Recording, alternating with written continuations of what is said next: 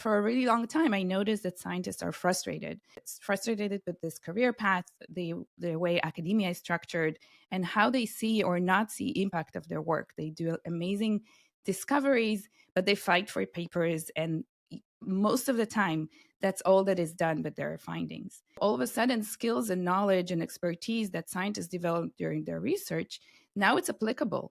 Now they can start developing products. Now they can start really changing our day-to-day life with their products, from healthcare to cosmetics to our food, right, to environment. Hey everyone, this is Prashant and I'll be your host for the VC 10X podcast. And today we have Elena Itskovich with us. She is a scientist turned investor and is investing in scientists turned founders who are building life science startups. In this episode, we talk about Elena's story and how she started investing. We discuss if scientists make good founders, the investment thesis at Nest Catalyst. Are scientists naturally good at business, or does that require some training? Some exciting portfolio companies, and lots more. So without wasting any time, let's dive straight in. This episode is sponsored by my own podcasting agency called Podcast 10X, where I help VCs start and run their own podcast. While I was running VC 10X, this podcast that you're listening to right now, I asked my VC guests, why don't you start your own podcast? I mean, it's the best form of marketing for VCs. As they say, VC is a people play more than even a capital play. A podcast enables you to put your people at the front, your portfolio founders, your partners, and co-investors. It's a great way to build a brand and win competitive deals. It activates all your marketing channels in a single shot, be it YouTube or blog post or newsletter or social media. Everything gets activated in a single shot. And I get the same response from all the VCs that it's a lot of work and we don't have the time for it. I said, all right, let me handle the work for you, from pre-recording, editing, publishing to making social media clips. All you have to do is show up on a call, hit record, do the recording using the well-researched outline we provide you with, and you're done. We handle everything else. You know what they said? All right, let's give it a shot. So if you are a VC and want to up your marketing and branding game, I'd love to work with you. And if you're thinking there are too many VC podcasts already, remember there are way more VC firms out there. And if you're not standing out, you're losing out. So if you want to work with me on starting your podcast, go to podcast10x.com and book a call today. I'll add the link in the description and show notes below. Look forward to working with you. Hey Elena, so good to have you on the VC 10X podcast. How are you doing? Good, Prashant. Thank you for inviting me. Yeah, it's a pleasure having you on. And to start things off, can we first have your story and what made you start investing? So I'm a scientist by training, biologist, did stem cell biology for a while, originally from Israel. At some point, I started to work with scientists globally, trying to figure out what they're interested in. And at some point realized they're not doing enough entrepreneurship. We're just not focused enough or even appreciate enough how much skills and knowledge scientists can bring into the actual world, into the startup area. And I was very curious of how can we help scientists to appreciate those skills and start building products. And that's how Nest Catalyst started, and that's how I ended up in building a fund. Right, that's very impressive. So first you were a scientist yourself, and then you thought, okay, I will now start investing and helping other scientists in building their companies, right? So tell me more about that. That why do you think scientists would be a good set of people to make them start companies, and great innovations and great businesses can be built there? Right. So I started with sort of managing communities of postdocs. So for a PhD sort of in science, in academic career paths, you have very deep expertise in PhD. It's still not enough. You do another step. It's called a postdoc. You join leading labs in your field of research that you have a chance to publish well enough and then go into academia. And for a really long time, I noticed that scientists are frustrated with this career path, the way academia is structured, and how they see or not see impact of their work. They do amazing discoveries, but they fight for papers, and most of the time, that's all that is done with their findings. And I actually started a podcast at some point called Macademia, where I started to interview scientists and their career paths and what they're doing, and focusing on those career paths outside of academia. And when I started to interview founders, investors, people working in startups, I could see how much impact they feel, in their day-to-day work, how closer the impact that they can see of their work, and how valuable those skills are. For many years, research in academia wasn't really translatable. It was slow. It was low scale. And if you really wanted to have an impact outside, you had to build those amazing, huge companies, invest hundreds of millions of dollars. And that was not really approachable for scientists. It's not something you could do. But the world has evolved. There are many new technologies, new ways to do science that is that's faster, that's more reliable, that has much bigger scale, and not as expensive as it once was. So all of a sudden, skills and knowledge and expertise that scientists developed during their research, now it's applicable. Now they can start developing products. Now they can start really changing our day-to-day life with their products, from healthcare to cosmetics to our food, right, to environment. There are so many applications that now it's becoming possible and available for them to actually change. And to Absolutely. your question, if Yeah. scientists are the right, people to build companies, I say yes. I was reading The Hard Thing About Hard Things, and the last chapter is dedicated to building A16Z. And he talks a lot there about technical founders and how technical founders, and he was obviously referring to other type of technical founders, but to me the parallel is the same. You have technical founders that understand technology, that understand the potential of the technology that they're developing, and very importantly understand the limitations of the technologies that they're developing. But they need this sort of ecosystem that helps them to bring this fruition. So he talks about helping with recruiting and helping with sort of building actual companies around those technologies, but really trusting the technologists to step up and lead those companies. And we have numerous amazing examples in tech. And I think scientists are just the next technical founders, but we need that ecosystem to help them build those companies. Absolutely. That's a very interesting insight there, that scientists are feeling frustrated that, okay, their insights or their findings or their research is not having the kind of impact on the real world as it should. And business, in a way, is a kind of enabler for them to bring those findings to the real world and apply that. Because when findings and innovation is combined with capital, it amplifies that and brings it to more people. So that's a great insight here. Awesome. And so that's how Nest Catalyst was founded, on the inside that, okay, scientists are frustrated. They want to see real world impact of their findings. Uh, then we should enable them to start companies and back them with capital, right? Amazing uh, thesis there, right? But then beyond that, when you are looking at scientists, are they the right kind of people to be building companies? Because there's a specific kind of skill set and perseverance and persistence that's kind of required to build a company. Yeah, Scientists it's are just very intelligent people, no doubt about that. yeah. But can they go through all those hardships without giving up? Right, that's the question here.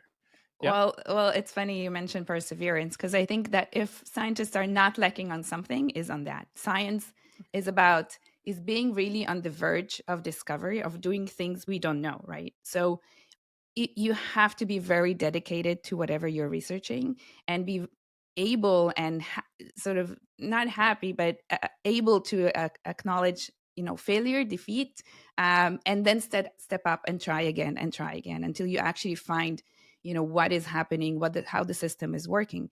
So actually most of the if you talk to a PhD student for 4 out of 5 years of their process, they just have failed experiments. That's all they have. And then at some point they find a breakthrough, and at some point they realize something very important, and then they have this sort of streak of more success, because now they understood something and now they're proving it. And then again they have a failure because they prove it in one way but maybe not the other way. And this process of discovery is filled with failures, and just it's inherent to the process. And I think actually if you think about that perspective, then absolutely scientists are perfect entrepreneurs. Also, something we not often think about is that when you remember, I mentioned scientists go to this step that's called a postdoc, but then the next step is going to be independent researcher, what's called principal investigator. So when you're a principal investigator, you open your own group, your research group. Usually you have your own lab. You need to buy equipment. You need to manage a budget. You need to find those grants and apply for grants and really convince others that what you want to research is important. You need to hire people. You need to manage them. Most of the discoveries are made by your students. So you need to be a very good manager to create this environment that enables them to do discoveries and research. So there's a lot of components actually to building a startup, and that's what we are sort of trained towards, that is similar to building a lab. So I think also on that perspective, there are a lot of parallels, and there are a lot of reasons to believe that if a scientist is sort of destined to open a lab, they can also open a startup. Absolutely. I love that answer. And that covered all aspects of my question there, right? So scientists can be really good founders for sure. And now let's talk about the type of companies that scientists can build. So while starting Nest Catalyst, did you identify certain subsectors or sub areas where you can categorize all your different kind of investments that you will look at Nest Catalyst? So honestly, I was sort of open to suggestion, right? I sort of, because this area is so new. If you think about most of the VCs in this world of biotech are relatively new. The thesis investment is new. If you think about all the accelerator programs that are focused on science, um, research labs, a lot of those are actually, are sort of evolving and are not older than 5-7 years. So because of that, I was sort of, it was a more of an experiment. Like if I open it up to life science scientists, that's the main group, sort of like called it biotech, but it's everything that revolves around life science. And I was sort of ready to accept everything, and I am still am ready to build cohorts that would work together. So at first, the first cohort was very focused on either diagnostics or technologies around drug discovery. Um, but I think at some point we might have a cohort that's more digital health, or sort of digital implications of more sort of research, more closer to mental health. So it's very I'm flexible about what we are focused on. Currently, I could see it's mainly diagnostics and drug discovery platforms. No scientist applied with a therapeutic, like a one drug therapeutic module. I think because we all understand how risky it is to base everything on just on one target, on one moiety. And I think um, now that we have much more platform technologies that could develop and help in discoveries of many different therapeutics, I think those are much more attractive to scientists as well. Absolutely, yeah. That's amazing. And so while you're looking at these businesses, so you mentioned cohorts, right? So what's the specific approach you are taking to investing? Is it like cohort-based approach, like maybe accelerators too? That okay, we're going to take in this batch of startups and this batch of founders, and then train them in a way, mentor them, also invest in them. So is Yes. that the kind of approach you're taking? So it's a little bit like an accelerator model of a YC. So the idea is that, we talked about all the things that I think scientists bring to the table and have strength in building companies. But it's obvious that they need a lot of support and an ecosystem around them. So when we were building Nest Catalyst, we identified that they made the two main things that they're sort of lacking or they need help in is some of sort of business skills and expertise and overview of a lot of the fields that they have not touched upon when they were doing science. And the other one is a network, right? They're for many years they're sort of living in this very nice and warm cocoon of academia, and they're very good at networking. You have to do networking and collaborations and working together in academia, but you're not talking to, to a marketing team or to a business development team. So you need to build out that network quite fast if you want to build a company. So we decided to focus on those two, and the way we're doing it is bringing a lot of advisors and mentors and people that are willing to help and train scientists in the different aspects and areas that they need to learn in order to be sort of faster and in the entrepreneurship pathway. So we've brought around 60, 70 advisors and mentors to the program. And if we want to really take advantage of teaching those skills, we want it to be cohort based, so that they're not teaching one-on-one, they're teaching one on 6 or 7 companies. And through that, we're actually addressing both of those points, because those people that come and give lectures, be it about FDA or IP or project management, now they're their contact, right? Like now they're happy to open their doors and have office hours and really help them be their at least first point of contact in whatever field that they've encountered. So we have someone that talk about manufacturing, and so what do you need to think about? And obviously not that one person is going to do manufacturing for all those startups, but at least they have one person that now they can talk to, understand what lies ahead, who's the next person to talk to. So that network effect is very, very strong. So that's our approach, is sort of building cohorts that can work together. We also very much believe in peer support and peer work. And it's also an emotional process, right? So you want to have someone there to listen to your problems and to be there to cheer for you for your success. So but we also want the themes, the lectures to be sort of relevant to all the cohorts. So when we were building that cohort and selecting the companies for the first cohort, it was important to us to make sure that they will work well together. They will not compete too much on the same spot, but also will benefit from a similar type of collection of lectures. And also what we were sort of focusing on is to have them early, sort of in the similar stage of building the companies, again, so that the cohort sort of makes sense. Absolutely. So when you say early, is it like you're picking up raw scientists, and then that's when they are coming in touch with you, that's when they are transitioning from being a scientist to a founder, right? So is that the point where you're coming in? So we're coming in early, but not necessarily that early. Actually, more the most successful companies from our first cohort were already formed. They already were very clear on the product that they're want to develop, the market that they're addressing, the problem, and a small team as well. We sort of limited it by the number of money they've raised until that point of the program, just so that it helps us to be more objective and in staging them a little bit.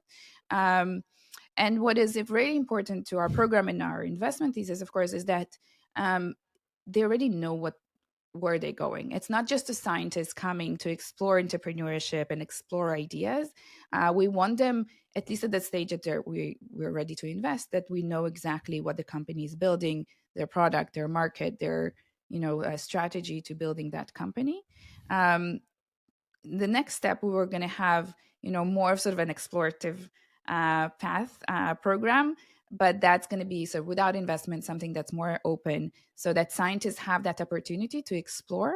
But once they actually join the program and get investment, they're already very formed in what they're building. Right, absolutely. And you being a scientist yourself, does that also help you a lot in diligencing these startups, right? In a way, and you can go deeper and understand the nuances of what they're trying to build, right? Right. So on one hand, I'm a scientist, and I've built the program with 2 other scientists, so that helps us evaluate the ideas and have a first sort of look and feel into what they're discovering, or so what kind of technology they want to implement. Also, I've built several communities of Israelis working in biotech and healthcare around US. So we have a group here in the Bay Area, in New York, in Boston, and other locations. And from that, we have a really large group of experts, people already working in the industry, and scientists as well. So then we're going to use that network and reach out to them and get their help in sort of evaluating. You know, science is huge, right? Even if you're saying life science, it's huge, and there are a lot of intricates and things that we're not sure about. We can always reach out to our network and get their help in evaluating the companies as well. Right, absolutely. So are you only open to US based startups, or also maybe open to Israeli startups or other regions?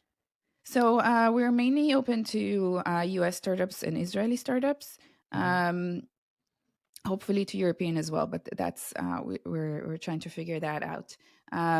Yeah, but the idea is to really find those scientists that gain that exposure, gain that academic network as well, and really got insights into those very leading cutting edge labs around the world in different universities.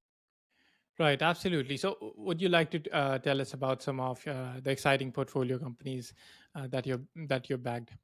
Yeah. So one of the companies that participated in our first called Envoya Bio. So they're developing drug delivery system, RNA drug delivery system that is non-lipid, and has a powered by AI platform that actually helps to make the composition of those vesicles for RNA or DNA delivery that can also be targeted to a specific tissue or cell. So they combine both sort of very basic knowledge of materials, but also the new developments of AI and really, making every solution specific. And it's amazing because the end goal, what they want to develop eventually, is a drug for genetic disorders, right? So that's the end goal with RNA and DNA treatments. But even that first little step of having non-lipid delivery system, that's already valuable. That's already, they're starting to sell year and a half after they were formed. They're already talking about selling that very first component. And what is amazing is that they're not going to only be focused on their own path of having one drug or a collection of drugs, not only on collaboration with other pharma companies in maybe developing a cohort of drugs with them, but they also can start empowering biotech companies, research labs, just with that first step. And I think that is something very important, is that you I think because of many of when they come from scientists, yes, you're focused on business, yes, you're focused on impact and bringing back the money, but you also think about how your science has a bigger role in the community of research, community of discovery. And if you find that niche that you can actually help others make other discoveries that you don't even think about that could be relevant to what you're doing, it's amazing. And it's a motivation as well. So that's one company. The other company is Latitude Diagnostics. So they're doing antibiotic susceptibility test that is rapid and affordable. And the affordable part is critical because all the solutions you have now, only about 30% of US hospitals use it. So what happens is you come with some kind of a infection, and it takes about 5 days, even if they decide to do the test. Either it takes 5 days to actually understand what kind of infection it is, what kind of pathogen is in the blood or in urine or other samples. And only then you can start and make a sort of conscious decision about what you're using to treat. 30% of hospitals, only the big ones, the really massive ones, they can afford to have a rapid diagnostic that it would take about a day. And when you have rapid diagnostics, then you can have targeted treatment much earlier.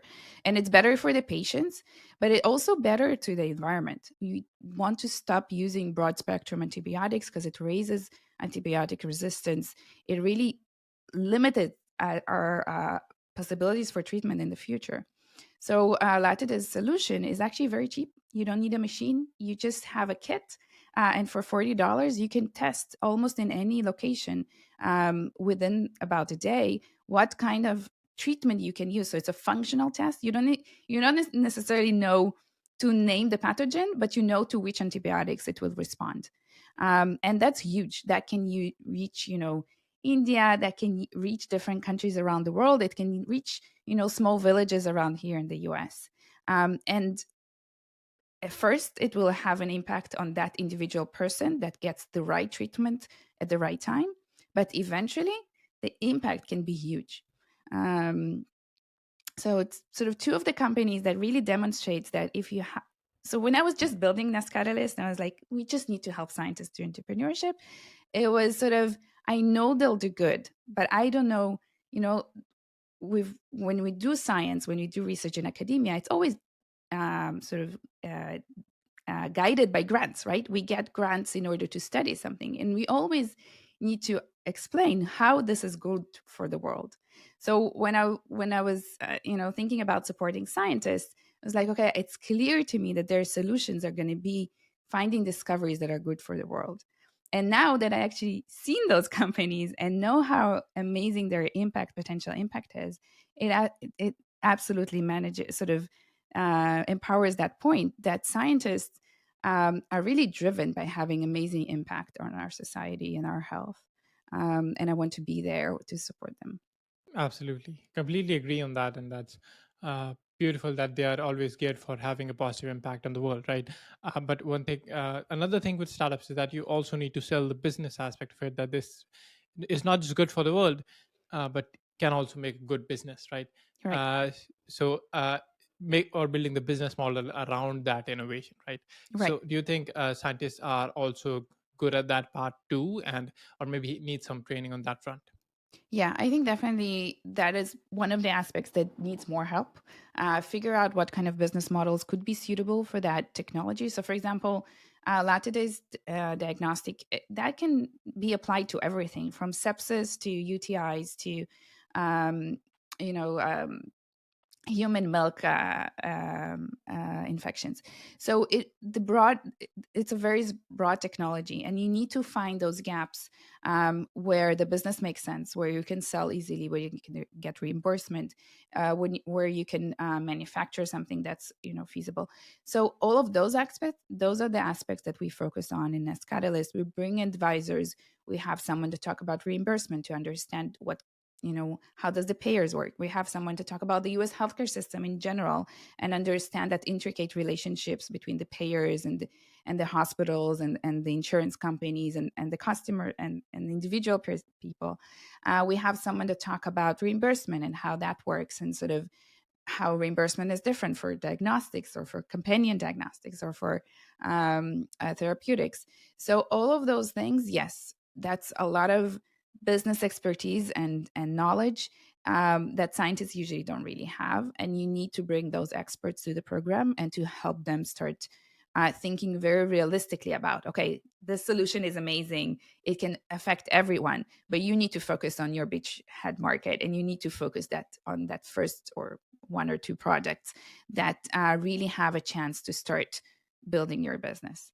So yes, that's definitely an area that we are helping them in bringing those advisors and mentors to the table. Right, absolutely. So, you are a scientist turned a VC or investor yourself, right? Yeah. So, would love to learn the learning curve that you are having, and how has the venture ecosystem kind of treated you, and how you're liking it here, right? I'm loving it here. I think um, because I'm very sort of, I feel like I'm in this sort of niche of life science investment. I feel like we all still in that process of building that ecosystem. We all believe in those technologies and want to have more impact seen in this world. Um, so when I talked about bringing advisors and mentors to the program, I have investors from the whole sphere coming in and giving a lecture, whether it's about the risk in technologies or how to talk to investors and get the first funding.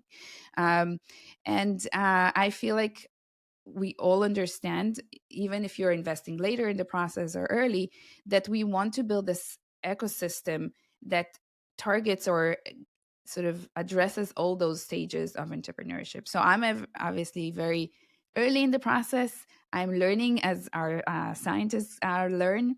And definitely last year was this very steep curve of, even if this program is relevant to the VC world, right? Like, can I really be investing in those early stages? But I think, yeah, to me that's the explanation, because we all understand science will have good impact, and we want to see that happening. I get mentored and help from different more experienced VCs, more experienced investors, or just executives in the industry in general, and everyone are very happy to help and support. I've done a lot of sort of training programs myself, be it Coolwater or VC University, and really being part of those networks helps and sort of to figure out that process for myself for Nest Catalyst as well. Absolutely. That's a beautiful journey, and I'm sure you're loving it. And like you said, those communities like Coolwater and all, they help a lot when you're new to the space to introduce you to the network and get you those learnings, right? Yeah. As an emerging manager. Uh, and like you said, so initially, did you try to make an MVP version of Nest Catalyst and while iterating different program types to kind of find a fit, something that will be suitable to LPs who are then going to back you for the fund, right? So Right. tell us about that initial phase when you're trying to find what's going to be good for the Yeah. LPs. Yeah. So honestly, the first cohort of Nest Catalyst, it wasn't even clear that it's going to be a fund. It was sort of testing three things. It was, can we find interesting scientists? Like, do we need this program? Can we find mentors that will help us? Right. I had a little bit of exposure to biotech, but definitely not enough to treat and sort of cover all the aspects I think are needed for early stage entrepreneurs. And what is the business model? What are we building? And the answer for the first question was absolutely. We had amazing scientists. I talked a little bit about some of them earlier. We have amazing engagement from the community of advisors and mentors across the board. It was really easy to bring in those advisors and mentors to help. And then what was the business model? And I think because we're that early stage in entrepreneurship and sort of in the lifespan of those companies, we have amazing opportunity to join them early, to help them, to make sure that we are helping them and sort of uplifting them. And because it's a small program, we're sort of can help them almost individually, one on one. And as I was sort of building the program and trying to figure out who are the companies that are joining, what kind of help they need, those are the questions that the LPs come with. Sort of, why you? How can how can we believe that these companies will actually succeed? Um, and all those aspects that I've learned as we were sort of running the first cohort, understanding what are the companies that joined. Now I know I will be more selective. Sort of the first cohort, because I was a pilot, I had a company, amazing technology, but I knew she will not really be building a company around it. She wanted to explore that idea of entrepreneurship. And I think eventually, maybe 10 years from now, the company that was diagnostic of sort of human milk genetics, that will happen. But I learned that I cannot go that early. I need something much more, as I mentioned before, that much more formed, much more clear, and a very dedicated entrepreneur to that process of entrepreneurship, because obviously it's hard. Um, so I'm still in the process of actually forming the fund completely. But I can definitely already talk from experience of what we could see that works or doesn't work for those founders. And I hopefully that enough LPs will find. It actually is something I also talked a lot and thought about a lot when we were building Nest Catalyst, because at first I was very much focused on bringing angels. So I was saying we really need that first steps for scientists specifically. When they come from a long academic career, they need that first check to really be focused on building those companies, right? They're not already college age, living in the garage, sharing their house with 10 other people. They're much older in their path in their life. They have children, they have families, many of them immigrated to a different country. They're just much older and they cannot take that financial risk. So when I was talking to angels, like, can you be a supporter? Like, think this company can start just by your check. And for many of them was actually, well, I'm not a life science angel. Like, I don't understand the technology. I'm very afraid of the, legal path this company will have to, all the legislations they'll have to agree. So angels are actually stepping away, or not stepping away, but just not able to engage with life science companies. And then every time I meet an angel that is willing to invest in life science company, first I thank them for whatever they're doing, because it's really not trivial for someone that made their money from high tech or from other companies to come and be confident in investing in life science technologies. So then I understood that we need those mechanisms that will sort of funnel money from people that understand the mission and want to help the mission, um, but cannot vet it and cannot help themselves individually. So I think we need those mechanisms of early, very early, very supportive money programs that funnel that money and skills, and helping those entrepreneurs in life sciences early stages, um, and funneling those small checks from angels the same way they would invest in other companies, but funneling through a fund like ours, because otherwise that it's going to take many more years than we want, in order to enable entrepreneurship in the life sciences. Because that first check, even it's $100,000, that can be, a salary for 2 years for a scientist. So we want that money because we want those technologies in our lives, and I think programs are like ours will enable investors to funnel their money into things that they really believe in, really want to support, um, like life science technologies. Yeah.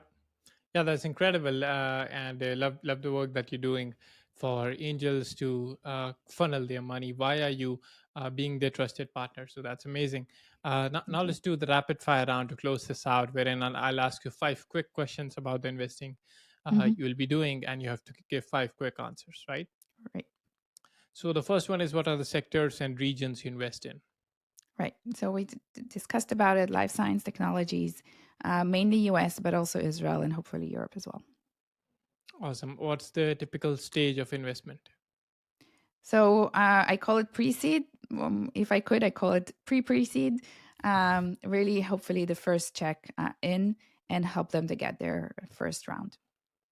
Awesome. What's the typical check size you put in?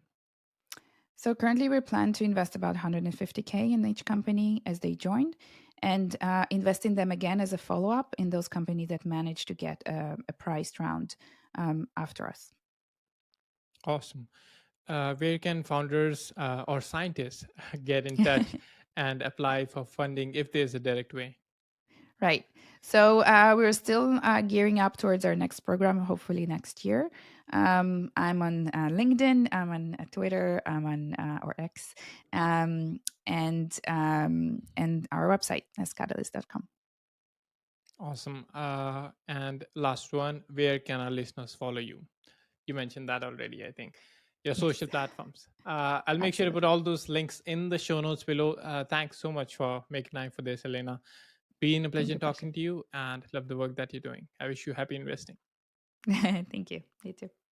Thank you so much.